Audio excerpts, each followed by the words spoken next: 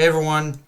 Okay, so there's a lot to talk about, but let's start with the end of the chapter where we see Dorian Broggy return it and launch an attack on the Buster Call fleet along with the pacifistas, because this is definitely one of those times where I was very loosely correct, as I had predicted last chapter that it was either going to be Shanks or Dragon. So knowing what we know when we saw Shanks on Elbaf when Kid attacked, yeah, I think it's fair to say Shanks probably sent them Luffy's way.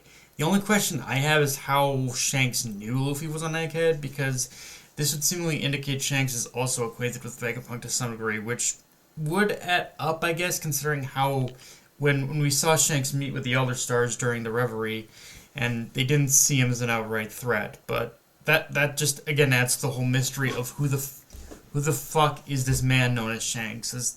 As the whole of the world seems to revolve around him nowadays more than it does for Luffy right now. And even more so, how does saving Luffy also tie into his endgame of wanting to find the One Piece for himself? Like, I have to assume it's got to do with Nika, since Dorian Broggy mentioned him by that name when they arrive, which, yeah, honestly, it's just so fun to see these characters again. With that said, we do also need to talk about the other big thing, which is that while talking about giants, let's talk about the Iron Giant creaking to life. And I have to assume at this point the reason for that is in response to Kuma. I'm just wondering if this is Oda's way of setting up that, yeah, the Iron Giant itself is gonna actually like awaken and actually start wrecking the government shit up, or if it's going to help in any way other than just like responding to probably Kuma or whatnot. The only question is like how is it going to help in everyone's escape? But okay, with that said, let's talk bigger picture about this chapter, which is that Vegapunk pretty much dies, pretty much more or less is at death's door in this chapter. But in his final moments, he reveals to Bonney not only that Luffy has become the next Nika, but also that in a final fuck you to the government when he was developing the pacifistas, he made it to where the Kuma models will always respond to her commands.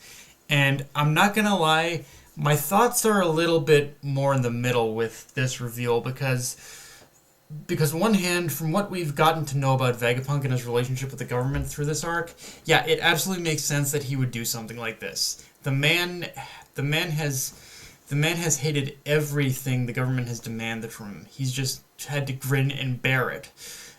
And Kuma is someone he genuinely respected, so it makes sense he would do this, not only to get a small sense of satisfaction, but also he probably thought it was the best way for Kuma to get a small bit of revenge in a roundabout way. As now that we know Bonney can control the pacifistas, I can definitely see the tables turning on Jay Garcia. And it definitely feels appropriate that Bonney will be the one to kill him with the very creations he commissioned from Vegapunk. So that just begs the question, what's the problem I have then? Well, the thing is, it's a very small problem, but my problem comes from the fact that we haven't seen Bonney have any direct confrontation with the pacifistas until now. Like or at least, and what I mean until now, I'm talking about at the start of this arc. Like there is the like it wasn't until we saw her actually have an interaction with a pacifista in this arc where it had where we got an idea of what was probably going to what was happening here. But in some ways, part of me kind of wishes. I think my problem here is I wish we kind of got something like this a little earlier on Saba Odi, honestly, rather than just getting it here, because I think that would have been a nice way of kind of even building the mystery further of like of why Bonney had done it, rather than just like building it within this. I guess what I'm saying ultimately is I wish we got a little more build up in Saba Odi rather than just building it within the arc itself, I think. But with that said, but again, it's one of those things where the reveal itself still works. It's just maybe a slight bit more connective tissue to build up the mystery would have worked. That's missing in my opinion. Again, I still really like what happened here. It's just a little bit more would have been warranted in my opinion. But honestly, aside from that though, the only thing aside from all that though, I think the only thing I generally disliked about this chapter is how Oda handled the situation with Luffy, which is to say, we all knew that Luffy getting surrounded by the Marines last chapter was a bait and switch, but I figured he'd do something more than just have Luffy going into Nika mode and moving on. But at the very least, we are going to see the fight pick up between Kizaru and Luffy, which, yeah, I'm becoming more and more convinced Kizaru only has one role to play in this entire arc, which is as an unwilling antagonist, which is that despite the fact that he says he regrets doing all that he's doing, that even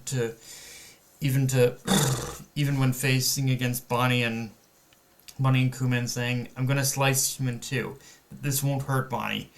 Like, stuff like that, it gives a picture into an idea of the kind of person he actually is, but he's still doing it anyway, and unless Oda does some kind of drastic turnaround with everyone's escape attempt and Kizaru switching sides to help them escape last minute, I really don't see him changing all that much in the final stretch of this, honestly, which, I'm not gonna lie, it does feel like a bit of a dropped ball, because I'm happy Dr.